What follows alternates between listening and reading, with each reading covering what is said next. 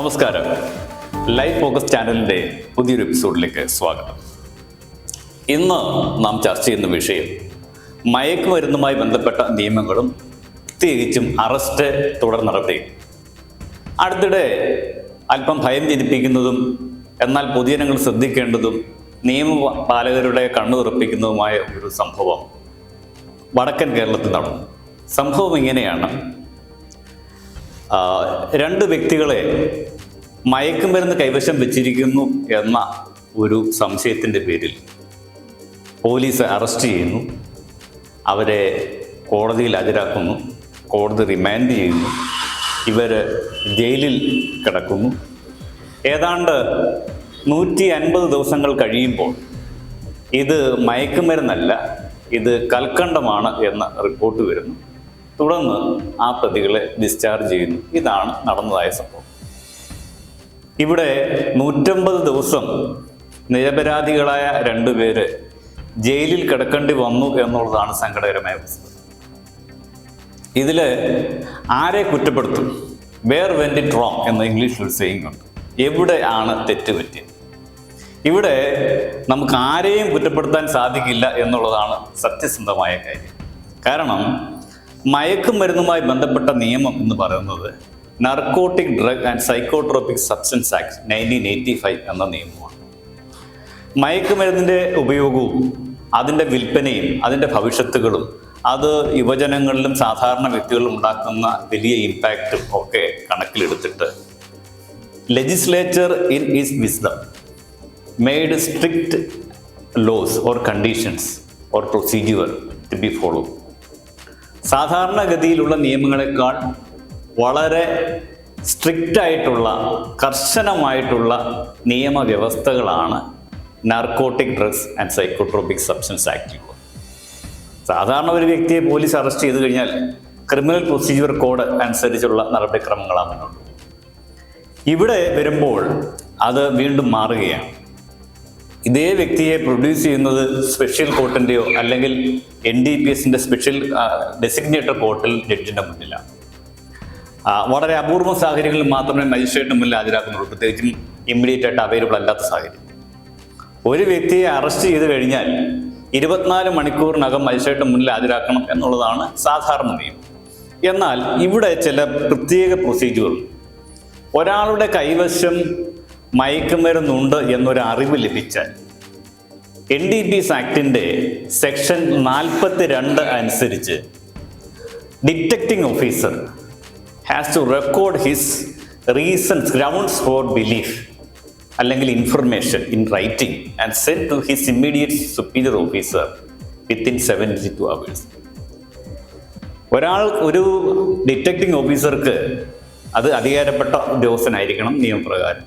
അദ്ദേഹത്തിന് grounds of belief, ഇങ്ങനെ ആരോ മയക്കുമരുന്ന് കൈവശം വെച്ചിരിക്കുന്നു എന്ന വിവരം ലഭിച്ചാൽ ഉടൻ തന്നെ അദ്ദേഹത്തിൻ്റെ സുപ്പീരിയർ ഓഫീസർക്ക് ഈ ഗ്രൗണ്ട്സ് ഓഫ് ബിലീഫ് റൈറ്റിംഗിൽ അയക്കണം. അപ്പം അത് നിയമത്തിൽ മാൻഡേറ്ററിയാണ്. അത് ചെയ്തില്ലെങ്കിൽ ആ ഒറ്റ കാരണം കൊണ്ട് തന്നെ വിസ്താര വേളയിൽ പ്രതിയെ വെറുതെ വിടാം. അപ്പോൾ കുറ്റം ചെയ്തവർ ശിക്ഷിക്കപ്പെടുകയും വേണം, എന്നാൽ നിരപരാധികൾ ശിക്ഷിക്കപ്പെടുവാൻ പാടുമില്ല. ഇത് രണ്ടുമാണ് നിയമം നോക്കുന്നത്. അപ്പോൾ നിയമപ്രകാരമുള്ള നടപടിക്രമങ്ങൾ ശരിയായ രീതിയിൽ പാലിച്ചില്ലെങ്കിൽ ആ ഒറ്റ കാരണം കൊണ്ട് തന്നെ പ്രതിയെ വെറുതെ വിടാൻ കാരണമാകും. യഥാർത്ഥത്തിൽ ആ വ്യക്തി കുറ്റം ചെയ്തിട്ടുണ്ടെങ്കിൽ പോലും അതുകൊണ്ട് പോലീസുകാരെ അല്ലെങ്കിൽ എക്സൈസ് ഓഫീസേഴ്സിനെ ആ രീതിയിൽ കുറ്റപ്പെടുത്താൻ സാധിക്കത്തില്ല, അല്ലെങ്കിൽ നർക്കോട്ടിക്കിൻ്റെ സ്പെഷ്യൽ സ്ക്വാഡിനെ. അപ്പോൾ അത് അവർ അറിയിക്കുന്നു. തുടർന്ന് സെക്ഷൻ 50 അനുസരിച്ച് അങ്ങനെ ഒരാളുടെ കൈവശം മയക്കുമരുന്നുണ്ടോ സംശയം വന്നാൽ ആ വ്യക്തി ആവശ്യപ്പെടുകയാണെങ്കിൽ അദ്ദേഹത്തിൻ്റെ ദേഹപരിശോധന ഒരു മജിസ്ട്രേറ്റിൻ്റെയോ അല്ലെങ്കിൽ ഒരു ഗസറ്റഡ് ഓഫീസറുടെയോ സാന്നിധ്യത്തിൽ മാത്രം നടത്തണം എന്നുള്ളതാണ് അടുത്ത നിയമത്തിലെ വ്യവസ്ഥ. കാരണം നിരപരാധികൾ ശിക്ഷിക്കപ്പെടാൻ പാടില്ല എന്നുള്ളതാണ്. അങ്ങനെ മജിസ്ട്രേറ്റ് വരുന്നു അല്ലെങ്കിൽ ഗസറ്റ് ഓഫീസർ വരുന്നു, അവരുടെ മുന്നിൽ വെച്ച് പരിശോധന നടത്തുന്നു. എന്നിട്ടാണ് വീണ്ടും ആ വ്യക്തിയെ അറസ്റ്റ് ചെയ്യുകയാണെങ്കിൽ അല്ലെങ്കിൽ സംശയിക്കപ്പെടുന്ന വ്യക്തിയുടെ കൈവശം മയക്കുമരുന്നുണ്ട് എന്ന് കാണുകയാണെങ്കിൽ ആ വ്യക്തി അറസ്റ്റ് ചെയ്യാം. അറസ്റ്റ് ചെയ്താൽ ആ വിവരം അദ്ദേഹത്തിൻ്റെ വീണ്ടും സുപ്പീരിയർ ഓഫീസർക്ക് തുടർന്നുള്ള 48 മണിക്കൂറിനുള്ളിൽ അറിയിച്ചിരിക്കുന്നതാണ് സെക്ഷൻ 57 പറയുന്നത്. അപ്പോൾ ആ കണ്ടീഷൻ പാലിക്കണം. ഇത്രയും കണ്ടീഷൻ പ്രധാനമായിട്ടും ഒരു മയക്കുമരുന്ന് കേസിൽ ഒരാളെ അറസ്റ്റ് ചെയ്യുന്നതിന് മുമ്പിട്ട് പോലീസും എക്സൈസും നാർക്കോട്ടിക് കൺട്രോൾ ബ്യൂറോയും അല്ലെങ്കിൽ മറ്റേത് ഉദ്യോഗസ്ഥനാണെങ്കിലും അത് ശ്രദ്ധിക്കേണ്ടതാണ്. ഇവിടെ ഇത്രയും സ്ട്രിക്റ്റ് ആയിട്ട് നിയമങ്ങൾ വെച്ചിരിക്കുന്നത് പ്രതികളുടെ അല്ലെങ്കിൽ സംശയിക്കപ്പെടുന്നവരുടെ താല്പര്യം സംരക്ഷിക്കുന്നതിന് വേണ്ടിയാണ്. പക്ഷേ ഈ കേസിൽ സംഭവിച്ചത് എന്താണെന്ന് വെച്ച് കഴിഞ്ഞാൽ ഈ നടപടിക്രമങ്ങളെല്ലാം നടന്നു. അപ്പോൾ അടുത്ത ചോദ്യം, ഇത് ഡിറ്റക്റ്റിംഗ് ഓഫീസർക്ക് പറഞ്ഞുകൂടെ ഞങ്ങൾ കൽക്കണ്ടമാണ് ഞങ്ങളുടെ കൈവശമുള്ളതെന്ന്? അപ്പോൾ അവർ ഒരുപക്ഷെ പറഞ്ഞു കാണും, ഇത് കൽക്കണ്ടമാണ്, ഇത് ഞങ്ങൾ മുമ്പിൽ വെച്ച് കഴിച്ച് കാണിക്കാൻ എന്ന് പറഞ്ഞാൽ പോലും ആ വ്യക്തിയെ ഡിറ്റക്റ്റിംഗ് ഓഫീസർ സംശയിച്ചാൽ ആ പോലീസ് ഉദ്യോഗസ്ഥനെ നമുക്ക് കുറ്റപ്പെടുത്താൻ സാധിക്കില്ല. കാരണം ഇത് കൽക്കണ്ടമാണോ മയക്കുമരുന്നാണോ എന്ന് തീരുമാനിക്കുന്ന ഫോറൻസിക് സയൻസ് ലബോറട്ടറിയിൽ അന്വേഷിച്ച് അവിടെ രാസപരിശോധന നടത്തി ഫലം വരുമ്പോൾ മാത്രമാണ്. ഇദ്ദേഹത്തിന് ഗ്രൗണ്ട്സ് ഓഫ് ബിലീഫ് എന്ന് മാത്രമേ ഉള്ളൂ. അതായത് അദ്ദേഹത്തിൻ്റെ ഒരു വ്യക്തിപരമായ സാറ്റിസ്ഫാക്ഷൻ ആണത്. സാധാരണഗതിയിൽ ചിലപ്പോൾ ആൾ കള്ളം പറഞ്ഞത് വായിക്കൂടെ. അപ്പോൾ ആ നിലയ്ക്ക് നിയമപരമായ നടപടിക്രമം പാലിക്കണം എന്ന് ആ പോലീസ് ഉദ്യോഗസ്ഥൻ നിർബന്ധം പിടിച്ചാൽ അതിൽ തെറ്റ് പറയാനില്ല, അങ്ങനെ തന്നെ ചെയ്യുക തന്നെ വേണം. തുടർന്ന് ഈ വ്യക്തികളുടെ മജിസ്ട്രേറ്റിന് മുന്നിൽ ഹാജരാക്കും, അല്ലെങ്കിൽ സ്പെഷ്യൽ ജഡ്ജിന് മുന്നിൽ ഹാജരാക്കും. രണ്ടായാലും അവിടെ ഈ കാര്യങ്ങൾ വിശദീകരിക്കാം.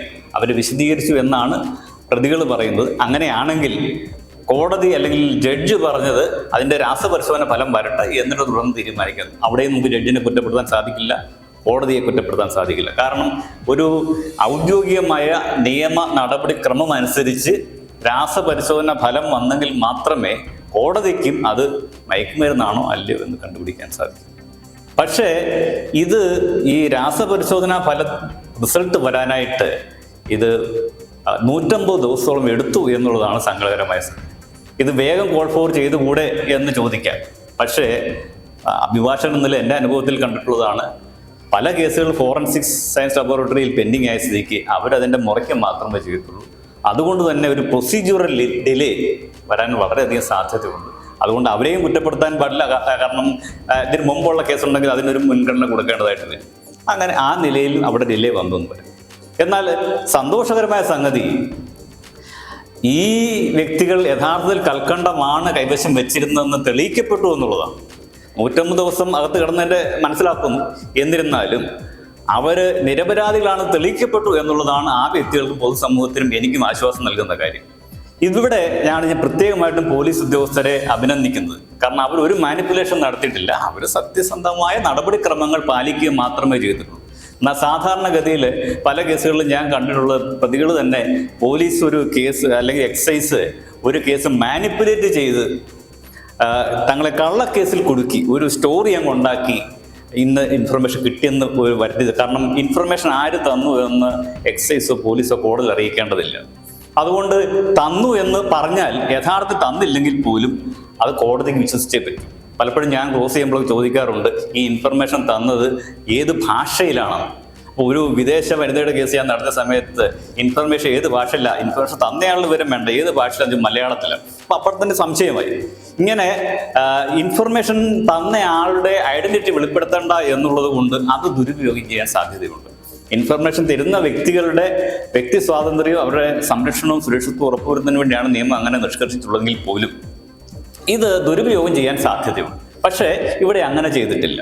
പിന്നെ ഫോറൻസിക് സയൻസ് ലബോറട്ടറിയിൽ അത് അയച്ചു എന്ന് പറയുന്നത് യഥാർത്ഥത്തിൽ അവരുടെ ഈ പ്രതികളുടെ നിന്ന് ഡിറ്റക്ട് ചെയ്ത സാധനം മാത്രം. അതുകൊണ്ടാണ് കൽക്കണ്ടമാണെന്ന് തെളിയിക്കപ്പെട്ടത്. എന്നാൽ ഇത് മാറ്റിയിട്ട് ചിലപ്പോഴും ദുരുപയോഗം ചെയ്യാൻ വേണ്ടി അല്ലെങ്കിൽ ഗൂഢലക്ഷ്യത്തോടെ പോലീസിനെയോ എക്സൈസിനെയോ കരുവാക്കി കള്ളക്കേസിൽ എന്തെങ്കിലും ഡിറ്റക്ട് ചെയ്യിക്കുന്ന അല്ലെങ്കിൽ അവരുടെ വീട്ടിൽ എന്തെങ്കിലും കൊണ്ടുവച്ച് ചാലക്കുടിയിലെ ഷീല സണ്ണിയുടെ കേസ് അങ്ങനെയാണ് സംഭവിച്ചത്. അങ്ങനെ അറസ്റ്റ് ചെയ്യുന്ന സാഹചര്യം ഉണ്ടാകാം. ഇത് അങ്ങനെ ഉണ്ടായിട്ടില്ല. അത് യഥാർത്ഥത്തിൽ അവിടുന്ന് കൈവശം വെച്ചത് തന്നെയാണ് കൊണ്ടുപോയിരിക്കുന്നത്. അപ്പം കള്ളക്കേസിൽ മനഃപൂർവ്വം എന്തെങ്കിലും മയക്കുമരുന്ന് വെച്ച് കൊടുത്ത് കള്ളക്കേസ് പ്രതിയാക്കിയിരുന്നെങ്കിൽ ഒരു പക്ഷേ നിയമത്തിൻ്റെ സ്ട്രിക്റ്റായ കാര്യങ്ങൾ, അതായത് പ്രതി കുറ്റം ചെയ്തു എന്നുള്ളതാണ് നിയമത്തിൻ്റെ പ്രിസംപ്ഷൻ, നിരപരാധി എന്നുള്ളതല്ല. ഈ മയക്കുമരുന്ന് കേസിൽ പ്രത്യേകത എന്ന് പറയുന്നത് പ്രതി നിരപരാധി എന്ന പ്രിസംപ്ഷനില്ല, കുറ്റം ചെയ്തു എന്നുള്ള അവരാണ് തെളിയിക്കേണ്ടത്. അപ്പോൾ അവിടെ നിന്ന് രക്ഷപ്പെടാൻ സഹായിച്ചിട്ടുണ്ട്. ഇതാണ് മയക്കുമരുന്ന് കേസുമായി ബന്ധപ്പെട്ട നിയമത്തിൻ്റെ പ്രധാനപ്പെട്ട കാര്യം. അതായത് പ്രതികൾ കുറ്റം ചെയ്തിരിക്കുന്നു എന്ന് പ്രിസ്യൂം ചെയ്തിരിക്കുകയാണ്. അതുകൊണ്ട് നിരപരാധി തെളിയിക്കുന്ന ഒരു നടപടിക്രമം വരാറുണ്ട്. അടുത്തിടെ ഞാൻ നടത്തിയ ഒരു കേസിനകത്ത് 18 വയസ്സിൽ താഴെയുള്ള ഒരു വ്യക്തിയെ കേസിൽ 24 വയസ്സുണ്ടെന്ന് പറഞ്ഞ് പോലീസ് അറസ്റ്റ് ചെയ്ത് കോടതിയിൽ ഹാജരാക്കി. കേസിൽ വിസ്തരിക്കുന്നതിൻ്റെ തലേദിവസം, വിസ്താരം നമുക്ക് തലേദിവസം പ്രതിയുടെ അമ്മ വന്നിട്ട് എന്നോട് പറഞ്ഞു, സാറേ എൻ്റെ മകൻ 18 വയസ്സ് പോലും ആ സമയത്ത് പൂർത്തിയായിട്ടില്ല. ഈ കേസ് ഞാൻ കോടതിയിൽ അന്വേഷണ ഉദ്യോഗസ്ഥനെ ക്രോസ് വിസ്താരം ചെയ്യുന്ന സമയത്ത് കോടതി ശ്രദ്ധയിൽപ്പെടുത്തി. കോടതി നടപടിക്രമങ്ങൾ നിർത്തിവെച്ചു, അന്വേഷണം നടത്തി. അവസാനം ഈ പ്രതിയെ ഡിസ്ചാർജ് ചെയ്യുന്ന സാഹചര്യം ഉണ്ടായി. 2019 മുതൽ 2025 വരെ ഈ പ്രായപൂർത്തിയാകാത്ത വ്യക്തി ക്രിമിനൽ കേസിൽ മയക്കുമരുന്ന് പ്രതിയായിട്ട് തുടർന്നു എന്നുള്ളതാണ് സങ്കടകരമായ സംഗതി. എന്നിരുന്നാലും ആത്യന്തികമായി സത്യമേവ ചെയ്ത് എന്ന് പറഞ്ഞതുപോലെ കോടതി കാര്യം ബോധ്യപ്പെട്ടു.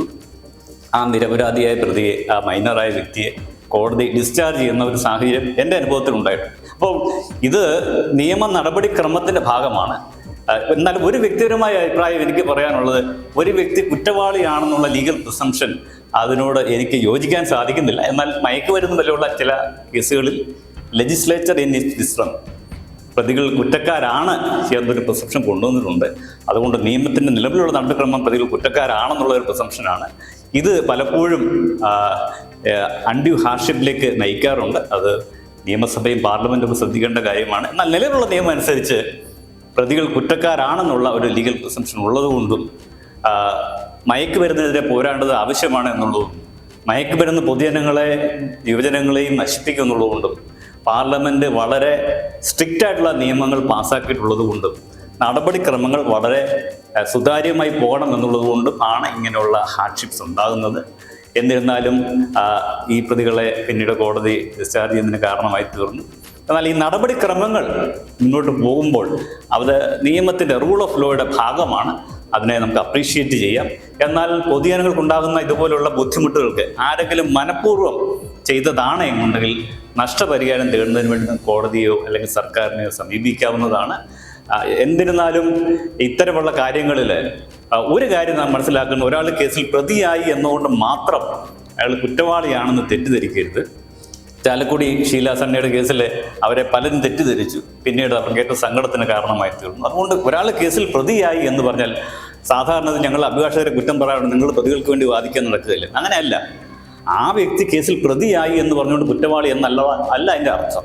അതിന് നിയമപരമായ നടപടിക്രമങ്ങളിലൂടെ അന്വേഷണം നടത്തി കോടതിയിൽ വേണ്ട വിസ്താരം നടത്തി നടപടിക്രമങ്ങൾ പാലിച്ച് കോടതി ആ വ്യക്തിയെ കുറ്റക്കാരനെന്ന് കണ്ടെത്തുന്ന നിമിഷം മാത്രമേ അയാൾ കുറ്റവാളിയാകുന്നുള്ളൂ. അതുവരെ ആ വ്യക്തി നിരപരാധിയാണ് എന്നുള്ളതാണ് നിയമത്തിൽ നിന്ന് നമുക്ക് മനസ്സിലാക്കാൻ സാധിക്കുന്നത്.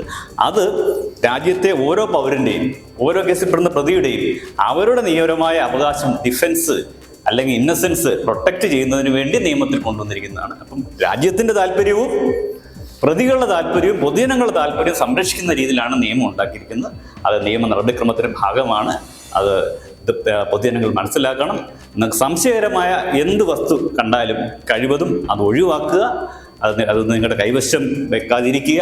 ഇവരെ കൽക്കണ്ടം കൊണ്ടു കിടന്നാണ് കുഴപ്പമായത്. അതുകൊണ്ട് സംശയകരമാകുന്ന എന്തെങ്കിലും സാധനങ്ങൾ, പോലീസോ എക്സൈസോ നിങ്ങളെ സംശയിക്കാവുന്ന എന്തെങ്കിലും കാര്യങ്ങൾ നിങ്ങളുടെ കൈവശമുണ്ടെങ്കിൽ അത് കൊണ്ടു നടക്കാതിരിക്കുക. ഇങ്ങനെയുള്ള കാര്യങ്ങൾ അകലം പാലിക്കുക. സമൂഹത്തിന് മാതൃകയായി ജീവിക്കുക. ഈ നിയമപരമായ വശങ്ങളും നിയമത്തിൻ്റെ ഡെവലപ്മെൻറ്റ്സും പൊതുജനങ്ങൾക്ക് ഭാവിയിൽ പ്രയോജനം ചെയ്യട്ടെ എന്ന് താല്പര്യപ്പെടുന്നു. ഇനി പുതിയൊരു വിഷയമായി കടന്നു വരുന്നതാണ്. നിങ്ങളുടെ വിലയേറിയ നിർദ്ദേശങ്ങളും സംശയങ്ങളും അഭിപ്രായങ്ങളും ഞങ്ങളെ അറിയിക്കുക. നന്ദി, നമസ്കാരം.